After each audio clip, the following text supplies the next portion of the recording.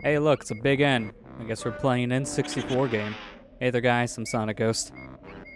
I'm gonna turn unique. Get in or get out. I'm Matt from LPerLeague Adventures.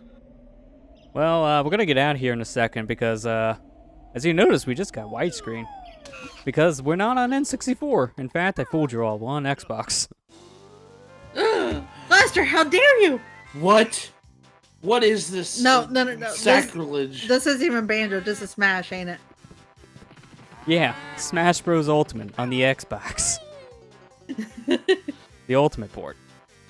Featuring everyone's favorite Baron Bird. Oh man, Tui's a DLC character, ain't she? Well, at least we would know she would exist, because after this game, she kind of goes MIA.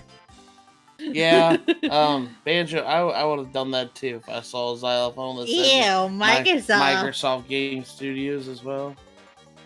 Yeah, so this intro for the most part is the same on the 360, but obviously they do change up some of the branding. The biggest difference, and the reason why we showed the N in the beginning, in the N64 version, you see that big N walk across the screen because it's the N64 logo. You gotta have it. That's removed for the 360 port, and they don't replace it with anything. So the intro feels a little lifeless in the beginning.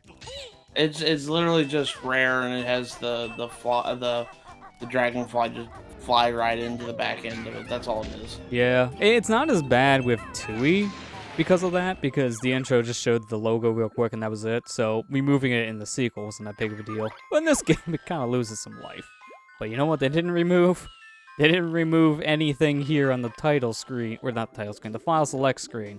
You sleep, you cook, and you play, I don't know, maybe some Tetris on a Game Boy. And the most egregious is they didn't get rid of the Game Boy. They couldn't get rid of that. So Microsoft's like, hey, Nintendo, my bad. Yeah, same thing happened with the sequel, too, because the pig in Jolly Roger Lagoon still uses the Game Boy Color and the Game Boy camera underwater. Now, what were you saying, Amber? I'm sorry. I was just gonna say, like right from the get-go, you could tell this is gonna be a good game because even the intro music kind of just pulls you in right there. Oh yeah, the music in this game is really good. Greg Kirkhope does a really good job when it comes to composing music for the specific moods. Grant Kirkhope is by far one of my favorites. Like, I'm still glad he came back and did the music for Smash too, for Banjo. Oh yeah. I still kind of wish there were more remixes from Tui, because they only got one remix from Tui, which was the Klungo remix, and then the other things we got from the game were just ripped straight from the game itself.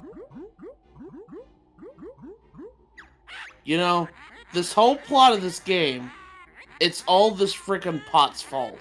Yep. If you would have just told her, yeah, you're the most prettiest in the land. Do you kind of get the reference of this though in a way?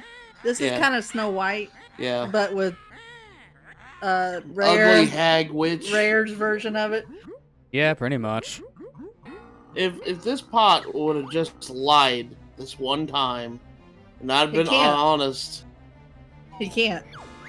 He's a true pot. Oh, I love how there's they literally like just freeze during that frame when she's turning around. Yeah. The intro to this game was kind of rendered out with the N64's lag in mind, so to compensate for that in the 360 version, since there's no lag at all here, they kind of have to freeze stuff once in a while in the cutscene. At least it's better than what they did in Banjo-Tooie, where the music becomes super out of sync. At least in this version, the music is pretty in sync. Just thinking about it, like Bottles here, like I know him and Banjo are neighbors, but there's a little bit too much being neighborly here. Like, he's living basically on his property. Yeah, it's like, you're living in my front yard. Get out of my yard. Well, not even that. Like, this is more like someone driving up in their RV and just kind of tenting out in front of your house, because that's not even where Bottles lives. He actually has his own house in the sequel, and it's nowhere near Banjo's house. It's in a whole different town. Like, why are you here, Bottles? It's like, I'm taking a nap. Why are you still here?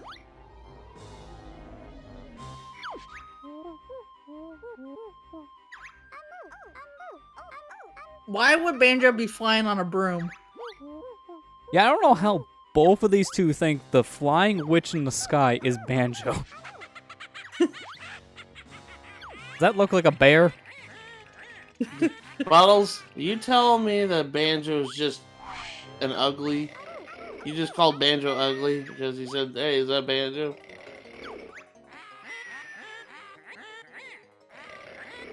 I really love Grunty's text. It's so stupid funny. Yeah, it's real good.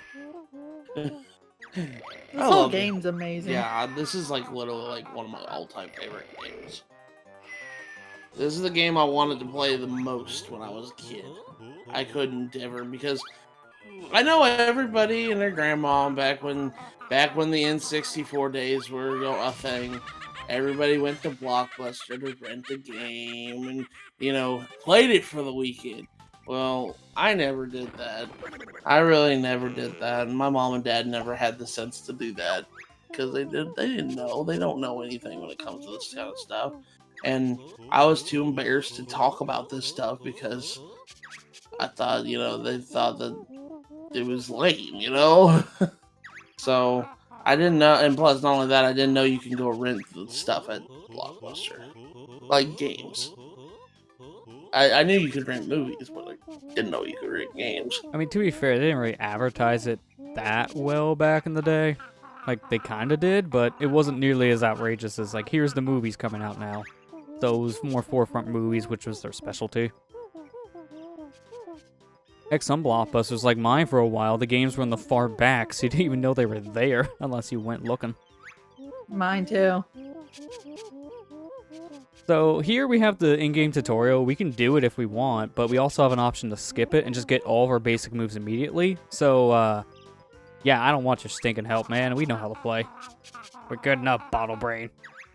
I was gonna say, how many times have you played this game? That's actually one thing I really wish games nowadays would have, is an option to skip the tutorial. Yeah, that would be nice, wouldn't it? But there's another reason why I wanted to skip the tutorial. You get a little bit of a flavor text thing here if you do skip the tutorial, because now Bottles is going to refuse to help you because you pretty much told him, I don't need your help at all. So just constantly talk to his dirt mounds here, and he's going to say something a little scary here in a moment. Because he's getting upset. Like, stop bugging me, man. You already said no. I don't want to get bugged again.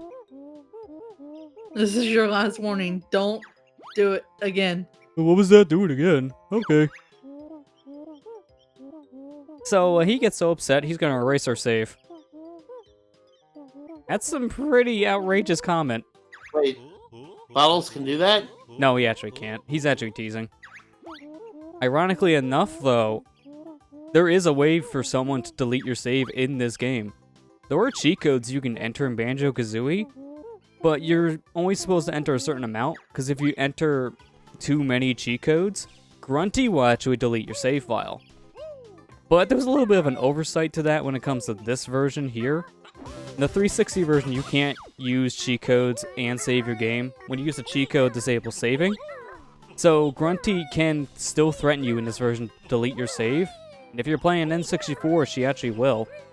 But in this version, because saving's disabled, when you quit your game, and then that's normally when she's supposed to delete it, she can't delete it. A little bit of an oversight, but it's kind of one that works out for the player. See, you're going for the honeycomb pieces.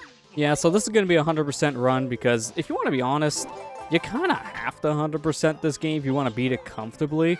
Because the amount of collectibles you need to actually beat this game is close to 100%. It's like 80% of the collectibles. The only ones you can really skip without having to worry about are the honeycombs, because that's just your health. But I still recommend you get as many as you can, because you don't have much health in this game. Well, I'll put it this way.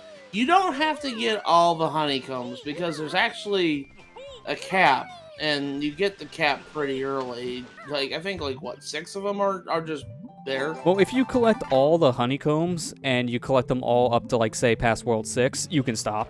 Because there is one last set you don't need to collect at all. Because once you collect the last set, like you just said there, Matt, the honeycombs, they do kind of cap after a while in your health. So when you collect the final set, it just does nothing. All it does is refill your health if you're low on health, and that's it.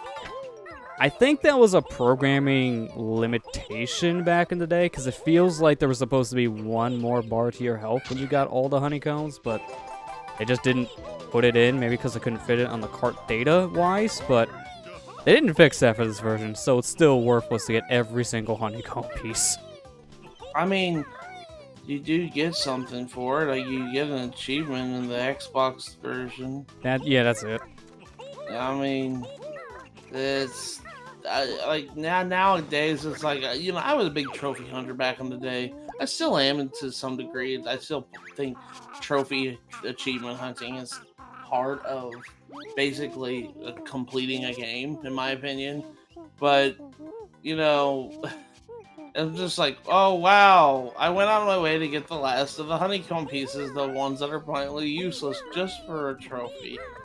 Oh, well, I okay. mean, if you're doing like a speed run, like they count for the 100% completion category, they still count all those honeycombs towards it, even though like the last set do nothing. That still technically does count towards 100%. So for some players, I would argue, even if it does nothing, still get them.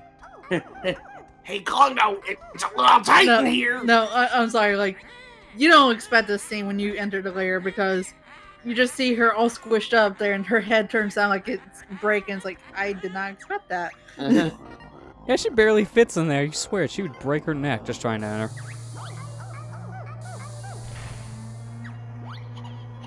Congo, this machine, it tight it be. Make sure you are doing everything right to me. Oh man, you got some tricks in your traps? Huh. Well, I could save Tootie. Or I could just leave. So you know what? Who needs a sister anyways?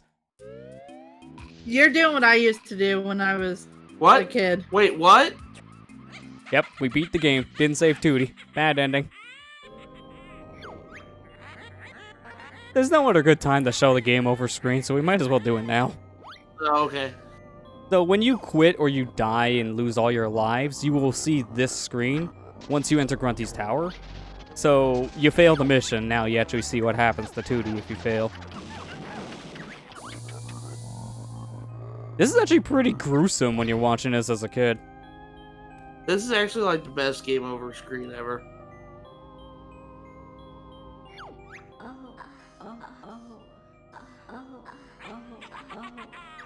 The worst part is, Grunty does look a lot better now, but she couldn't get over that green skin still. She still looks a little sick. You come back to my school, yes? Tootie just looks like Donkey Kong, but a little fatter. I mean, at least she's not dead. Yeah, I mean, it's a thing that could have happened. She probably wishes she was dead. Yeah, that's what I thought too, Scott. Yeah.